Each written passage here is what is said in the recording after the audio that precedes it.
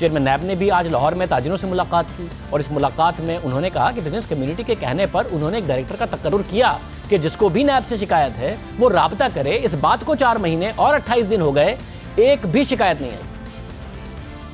अच्छा, जब business community पिंडी में इन साहब से जब मुलाकात हुई चैम्बर ऑफ कॉमर्स पिंडी से, तो मैंने उनसे ये मुद्दाबाना गुजारिश की। मैंने कहा कि जी हम आप नैब के एक डायरेक्टर का कुल वक्ती तकर्रर कर देते हैं।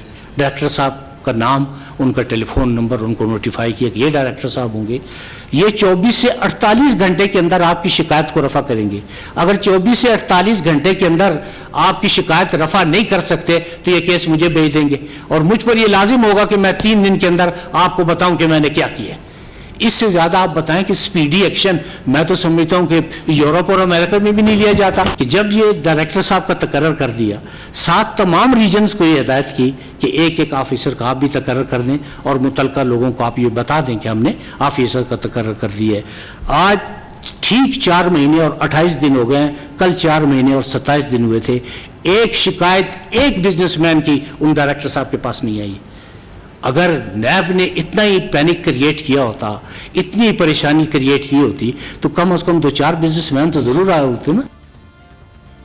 इस हवाले से हमने बिजनेस कम्युनिटी से बात की कि आप नैब से हिरासा अगर होते हैं और आपका इल्ज़ाम है कि बदनाम कर दिया जाता है, मामलात आगे नहीं बढ़ते, तो एक बाकायदा तौर पर अफसर मुकर्रर हुआ, इतने अरसे में आपने उससे राब्ता क्यों नहीं किया? तो बिजनेस कम्युनिटी ने जवाब दिया कि इसलिए कि हमें नैब से डर लगता है। हमने कहा ये बात आप मीडिया पर आकर क्यों नहीं कह देते?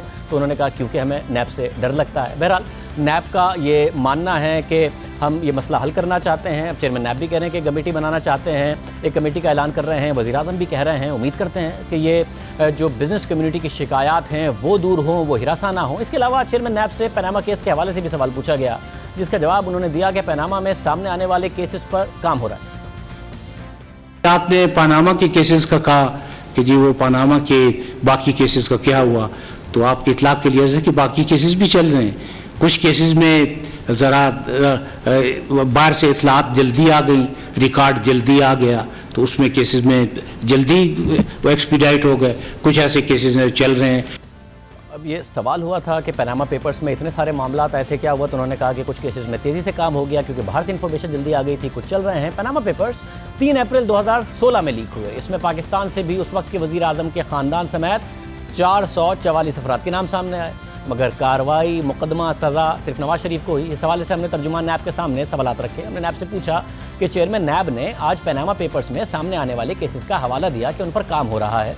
इस हवाले से नैब कितनी इंक्वायरीज पर काम कर रहा है और ये किस सतह पर है? इंक्वायरी के मरहले में है या इन्वेस्टिगेशन के मरहले में है? हमने तीसरा सवाल पूछा कि इस हवाले से अब तक कितने पैसे रिकवर किए गए या फिर कोई प्ली बारगेन हुई? तो इस पर तर्जुमान नैब ने कहा कि वो मुतल्लिका अफसरान से उन्होंने पूछा है, वो कल तक बताएंगे। जब से पनामा का मामला सामने आया, शरीफ खानदान के खिलाफ ट्रायल हुआ, सुप्रीम कोर्ट ने शरीफ खानदान के खिलाफ शिकायत सुनी, फिर JIT बनी, फिर इस JIT ने अपनी रिपोर्ट में नैब मुकदमात की सिफारिश की और फिर सुप्रीम कोर्ट ने नैब को रेफरेंस दायर करने का हुक्म दिया और एहतसाब अदालत को मुकदमात का फैसला सुनाने का हुक्म दिया। जिसके बाद नवाज शरीफ को पहले एक केस में सज़ा हुई, वो सज़ा मुअत्तल हुई, इसके बाद एक और केस में सज़ा हुई और अब तक गिरफ्तार है। नवाज शरीफ के हवाले से गुज़िश्ता रोज़ 92 न्यूज़ में मेज़बान आरिफ निज़ामी को इंटरव्यू देते हुए वफाकी वज़ीर दाखिला एजाज शाह ने कहा कि अगर 3-4 बंदे ना होते तो नवाज शरीफ चौथी बार भी वज़ीर आज़म होते।